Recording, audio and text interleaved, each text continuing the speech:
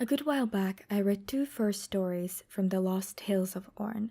Now I'm back with them, and I'm using this opportunity to provide you guys with a new kind of experience on my channel, less of a dramatic reading with music and more just clean-cut audiobook-esque kind of reading. I hope you guys will enjoy this. Please sit back and relax. 3 sisters ask Ornn for help. Once there were 3 sisters who needed Ornn's help in saving their world. Ornn, however, did not care to help anyone save any world anywhere. It was for personal reasons, and he did not elaborate on the matter. But this did not stop the 3 sisters journeying many days and nights to ask. "There are creatures of great and wicked magic that stalk our tribes," the first sister said. She had fierceness and war in her eyes. "They want to destroy all things and claim the world for themselves." "This sounds like a problem," Ornn said. He did not look up from his forging. "Then will you fight with us and use your strength to slay the monsters?" Ornn grunted. His grunt meant no. In such a way as to hold any more discussion, this was understood by all. If you heard this grunt, you would have thought the first sister wise for not pressing the matter further.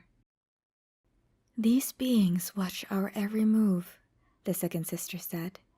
There was hope and wisdom in her voice.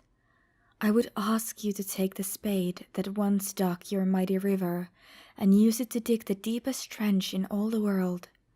Then we can lure the monsters into the pit ourselves and solve our own problem." Ornn grunted. The sound of his grunt meant "I will dig that hole," and that everyone should stop talking immediately. This was understood by all. If you heard this grunt, you would have thought the second sister wise for not pressing the matter further.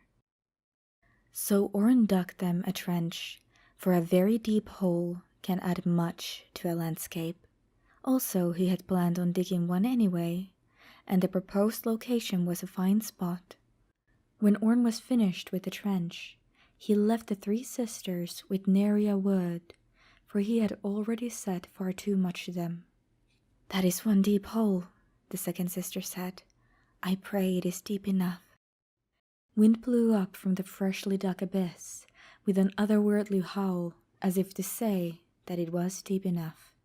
If you had heard the abyss's howl, you would have thought it wise that no one climbed down to measure its depth.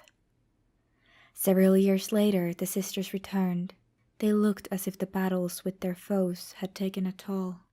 This time the third sister spoke. Her icy breath reminded Ornn of the cold and dry days long ago. "Ornn, builder of all things," she began. "I did not build all things," Ornn grumbled. Again he did not look up from his forging. "Just some of them." The third sister continued. "We come now to ask you one simple favor. The pit you dug is so deep and so wide that we cannot build even a single bridge across it. Teach me how to build a bridge that can never break, and I will do the work myself." Ornn raised an eyebrow. He studied the third sister's eyes. He did not trust her, for she had a scent of magic about her, and magic always makes sturdy things weaker. "There are many able bridge builders. Go and bother them."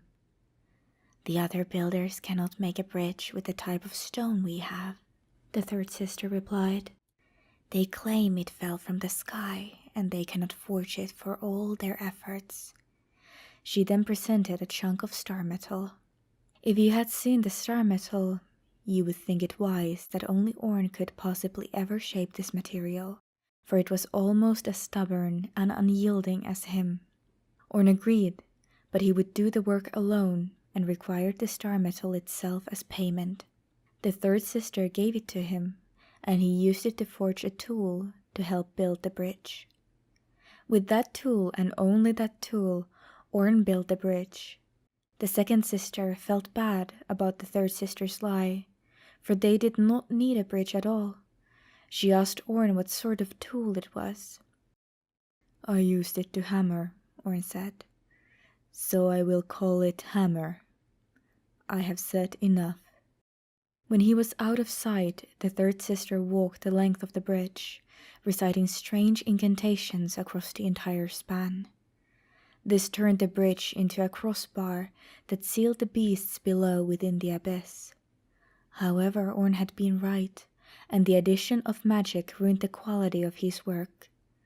Had the three sisters left it well enough alone, it would have lasted forever. Instead, the enchantment would slowly eat away at the masonry. It would take ages, though, so nobody paid it much mind, and the three sisters vowed never to speak of Ornn again.